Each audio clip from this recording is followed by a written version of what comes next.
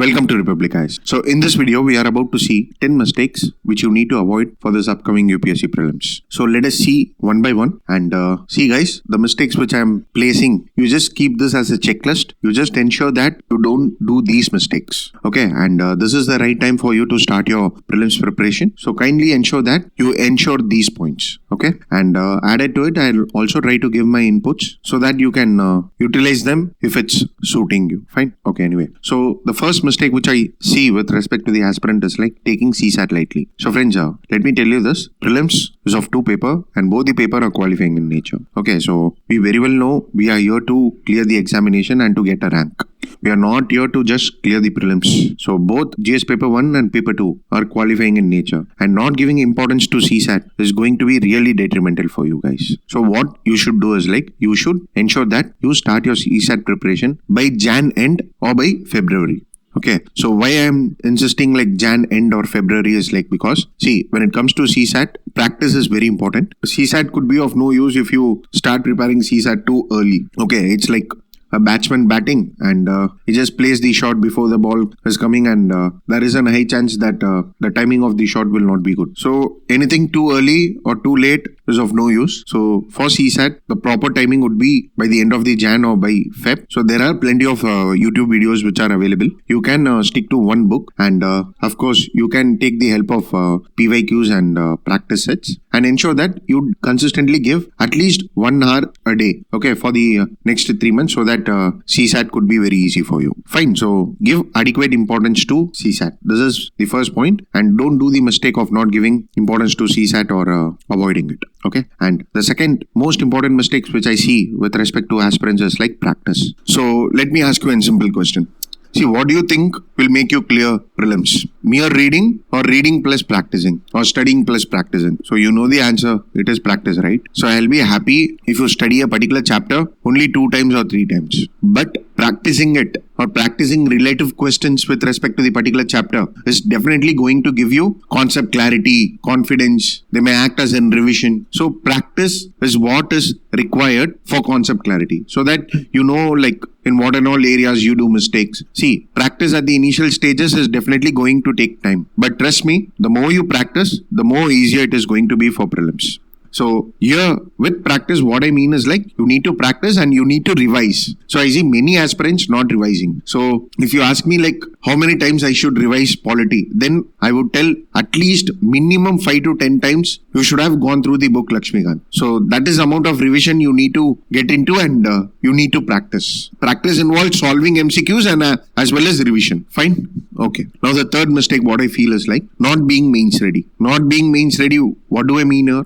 See guys, let me tell you this. See, you are studying now for prelims, and what happens is like your concentration is only for the prelims, and whatever is thrown to you, you just keep on studying that, and your viewpoints are with respect to prelims only. Okay, now what happens is like once you are mains ready before the prelims, or you know the syllabus, like what is there in mains, and you know what are the books we need to study for the mains, and you have notes with respect to the mains. So what happens is like you tend to avoid many things which are irrelevant. Okay, your brain start thinking that, okay, see, at the end of the day, I need to clear prelims. Mains is the real thing which is going to determine my rank. So why to waste unnecessary time? So it saves lots of your time and energy, and you will not study anything which is thrown up to you. So being mains ready before prelims is very important. So you might be asking this to me, but again, let me tell you this. See, you might be thinking like, sir, I am not mains ready right now, and till now I don't have a fair knowledge about GS paper 1, 2, 3, because paper 4 is going to be ethics, and ethics doesn't have a role in prelims. Okay, that is fine. But paper GS 1, 2, 3, I don't have any idea. So what I would suggest you is like, see, you have 2 months time with you. Okay, so ensure that you at least get a fair knowledge of how to write answers and what are the book list and how the topics are. So have knowledge about mains. Okay, at least have the basic understanding about the mains and answer writing. This is going to help you a lot when it comes to the prelims preparation, and you will start avoiding many irrelevant sources and topics. See, I'll tell you this. Before 2 years, you could see many materials on index. Okay, people used to like mug up index like anything.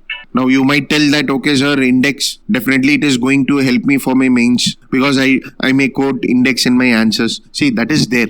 But studying index, and that too like 40-50 index, is of no use. You need to know what and all index is going to be helpful for you in mains and what are the things you can avoid. And for prelims, if you see, like UPSC concentrates only about like 5 to 6 organizations and their related index or reports. So what happens here is like you need to be smart. You need to avoid irrelevant materials. See, this is just a single advantage what I am telling when you are mains ready. There are various advantages which you could get once you are familiarized with the main syllabus. Fine, hope you are getting my point. So it's okay, even if you are like not well versed with the mains, even though it's not delayed, you have 2 months, 3 months with you. Ensure that you give concentration to the mains part. Fine, okay. Now the next mistake what I feel is with respect to the current affairs. See, what happens in current affairs is like people generally follow magazines.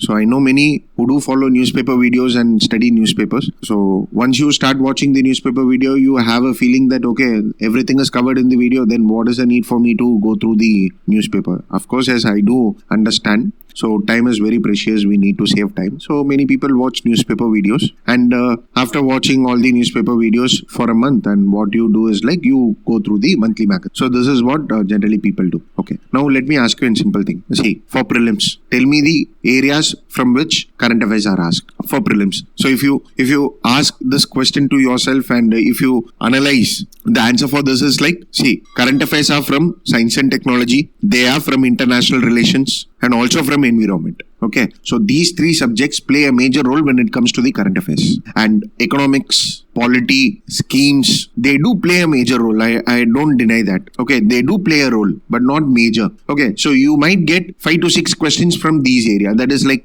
economics, polity and schemes. But majority of the questions, you say like 25 to 30 questions are from current affairs. And out of that 25 to 30 questions, 20 questions will be from these 3 subjects. That is science and technology, IR and environment. So this is how UPSC current affairs are being asked. You can like take the previous year question paper, you can analyze for yourself. And with respect to economy, current affairs questions are asked. I'm not denying that, but 2 to 3 questions are asked. For polity, again, it's only like 2 to 3 questions are asked from current affairs. And there was a year when schemes were reflected. I do understand that. But again, the role of schemes with respect to UPSC prelims is like, again, it's like minimal 2 to 3 questions. And even these things could be answered very easily if you know like what to study and what not to study, if you cover all the important schemes. Okay, so what I am trying to tell is like, for current affairs, be subject specific, especially for prelims. Ensure that your science and technology, IR and environment current affairs are completed, and that too holistically, and then you switch on to like whatever areas you want to. Okay, and with respect to newspaper videos, again, I just want to tell this. See, newspaper videos are definitely helpful for the freshers. I don't deny that point. Of course, it saves your time. People explain, everything is given as an information format, whatever is required for the UPSC. But what generally happens is like, see, I feel like student watch more videos for current affairs. Like for instance, a particular channel A plays a newspaper video, an aspirant will watch this. Again, evening he will have a tendency to watch another newspaper or current affairs videos from channel B. So what happens here is like he tend to compare between the both, and of course there's gonna be differentiation between the 2 channels. So he tend to compare between the both, and he start thinking that okay, this is good and this is not good, this is good and this is not good. See, what I am trying to tell here is like, you need to know what I should watch and what I should not watch. Okay, so newspaper videos, these are content. Okay, these contents are available to you. You should be the deciding factor to decide whether that particular video is required for you or not. It's not like you just keep on watching all those videos, whichever is like placed to you. If you are going to watch all the videos, then definitely the cost to benefit ratio is going to be very, very minimal. Because current affairs only is not going to play a major role. Okay, so first have the mindset what I am going to watch, what I am not going to watch, what I am going to follow, and what all the things I am not going to follow. Have a proper strategy. Anyway, for current affairs, try to be subject specific, especially for the prelims. Okay, fine. The next is with respect to the mindset and attitude. Okay, what do I mean by mindset and attitude is like, see guys, this is especially with respect to the aspirants who have the tendency that UPSC is easy, or they have the self-belief that yes, I can crack this very easily. See, I appreciate your confidence, guys. But again, having this mindset that I know everything is really going to be detrimental for you. Okay. Plus, at the meantime, I see many with this particular mindset that is like, see, I'll study whatever I want to. Okay. So I know what I want to study and I will study this. After studying, what I'll do is like, I'll just go and give the examination. If I clear, then I'll be happy. If I don't clear, then okay, it doesn't hurt me at all. I'm okay with it. I have given my 100%. See, guys, this should not be your attitude. Your attitude should be like, see, what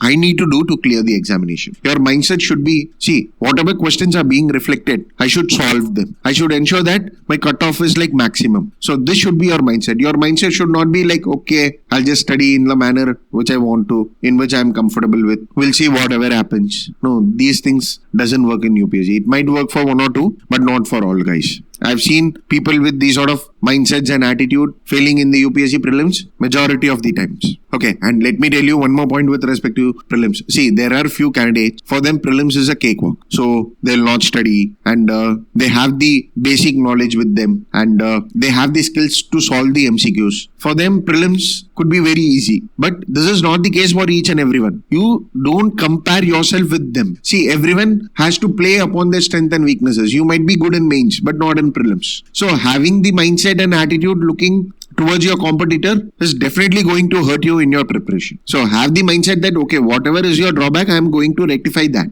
So this should be your mindset. Your mindset should be, yes, I am going to crack it this time. I am going to do whatever it takes to crack this examination. If you are in this mindset, then you start preparing. If you are in the mindset like, no, whatever hoga, I'll just see it. If this is going to be your mindset, then don't write the examination itself. No, fine. Anyway, the next mistake which I see with respect to many is like not solving PYQ. See, guys, let me tell you this. PYQs are the best standard question which is available. And PYQs is the best institution which is available in the market for UPSC. Okay, so there is no one to replace PYQs and no one can compete with PYQs. So PYQs is the standard, is going to be the standard. So what you need to do? You need to solve all those PYQs. Okay, so I'll tell about the Prelims Mentorship and Test Series batch which is bought by Republic IS at the end of the video. So you can have a check at that. But at the meantime, what I'm trying to tell here is like, don't take the risk of avoiding PYQs. PYQs give you clarity. They give you an idea that how the questions are going to be. Okay. So don't rely upon questions which is framed by an individual. See, the individual might frame the question with his own experience. I do understand that. But at the meantime, it is not going to replace the PYQs. PYQs are the standards which has been established. So have the habit of solving PYQs. This is for prelims as well as for the mains. Fine. Okay. The next thing is with respect to the static. See, what I see as a mistake with respect to static is like people are not comfortable with many subjects. What they do is like they study something in every subject. Say, for instance, if it is like polity, they avoid a particular part and they study the other part. If it is like economics, they avoid, like, say, especially the financial market part, and then they study other parts. If it is like geography, I see many avoiding Indian geography. So what I'm trying to tell you is like, see, guys, you need to be well versed in 4 static subjects at least. 4 static subjects. So the 4 static subjects, according to me, could be polity, environment, geography. By geography, what I mean is like world geography as well as Indian geography. So Indian geography is really important. The mountains, peaks, physiography of India, soil, crops, rivers, everything is important. Every year from Indian geography, you get 6 to 7 questions. So by geography, what I mean is like world geography as well as Indian geography. And then economics. So your attitude should be like whatever questions is thrown to me from these subjects, and especially from the static part, I am going to answer this. If you are good with these 4 subjects, no, I can guarantee you that your cutoff will easily cross 50 plus. Because see, current affairs, I already told you it is from 3 subjects only. So you need to concentrate for the current affairs from those particular 3 subjects. For static, you need to cover these. And you might be asking, then what about history? What about ancient, medieval, modern India? See, I'm not denying that you don't study those. You can study those, but the cost to benefit ratio for these subjects, say for instance, polity. See, polity, there is only one book, and if you're gonna study that one particular book, then there is like high chances of you getting 95% of the questions right. The same goes with geography also. NCRT, you are done, and then GC Leong, then you are done with like answering majority of the questions from geography. Economics also, you have many resources for economics. You can answer majority of the questions. So what I'm trying to tell is like, you need to be sure with 4 static subjects at least. Okay, so first complete these 4 subjects and then you concentrate upon history, arts and culture, ancient, medieval and so on. Fine. Hope you are understanding my point. And what is the mistake which I see in particular is like with many is like they don't cover a particular subjects completely. So because of various things, so they might follow a test schedule which could be difficult for them and they tend to lag in between. So this happens in majority of the cases. But anyway, ensure these 4 subjects, guys. Anyway, the next thing is like having a strategy. Okay, so what I would tell is like before studying, you need to have a strategy. It's not like you just take a book, you just sit and you just study. No, this is not going to work. You need to have a clear-cut strategy. So how to make a strategy? See, how to make a strategy is like first you need to ensure that the PYQs are revised properly. You need to know the main syllabus of that particular topic. You need to know what is relevant and what is irrelevant. You need to check out the proper books. Okay, so if you are finding it very difficult to read in the books, then there are plenty of videos which are available in YouTube. Okay, so YouTube is the new Rajendra Nagar or new Karol Bagh. So you have thousands and thousands of videos which are available. Fine, so you can get the help of those videos. So you should be decisive enough to know ki, okay, this is the video I am going to watch. You can watch the video and you can go through the books. See guys, let me tell you this. It is the practice which will make you clear. Okay, so it is the practice which will make you clear. The more you watch videos, it is going to be like you having a sense of satisfaction that I understood everything. The more you practice, then you will get to know the real picture like, okay, what I need to do for you to clear UPSC prelims. So what I am telling is like you need to practice. And for proper practice, you need to have a better strategy. You need to have a strategy. What books I am going to read, how I am going to read, when I am going to read. You need to have this strategy. For strategy, what you can do is like you can follow topper videos. But at the meantime, don't follow them blindly. Infuse your points to those strategy and you make up or you come up with your own strategy, guys. Okay, toppers, their strategy worked for them. Few would have studied only 4 hours. Few would have studied only 3 months for prelims. That worked for them. But this is not the case for each and everyone. If you try to replicate yourself by looking at them, then you are going to be the loser. So have a proper strategy and then ensure that I'm sticking to this strategy. For strategy, you can take minimum 3 to 4 days time. This is the amount of strategy you need to work upon. So you need to look, you need to have an overall picture and then you need to practice. Okay, fine. And the next mistake what I see is with respect to the mock test. So guys, let me tell you this one thing which will make you clear prelims. It is PYQs, practice and test. Mock tests give you the real execution feeling because at the end of the day, it is the execution which will determine your result. That is on the day of the examination, it is going to be the execution. So you need to know how many questions I need to answer. You need to know what in all areas I can take risk. You need to know like if the paper is really difficult for me, then how I am going to tackle this. You need to know like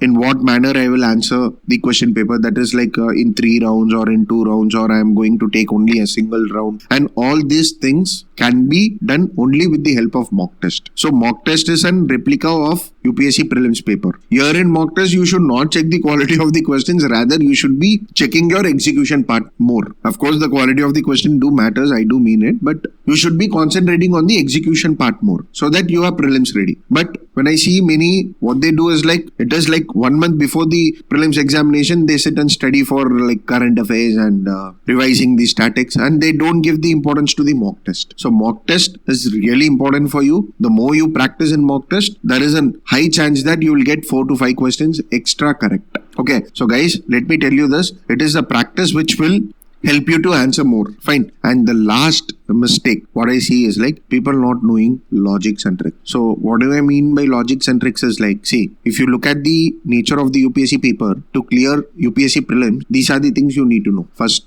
is like you need to be good with statics, at least 4 subjects. Second is like you need to be good with the current affairs part. That is the 3 subjects which I told you. The third thing is you should have practiced the PYQs and mock test.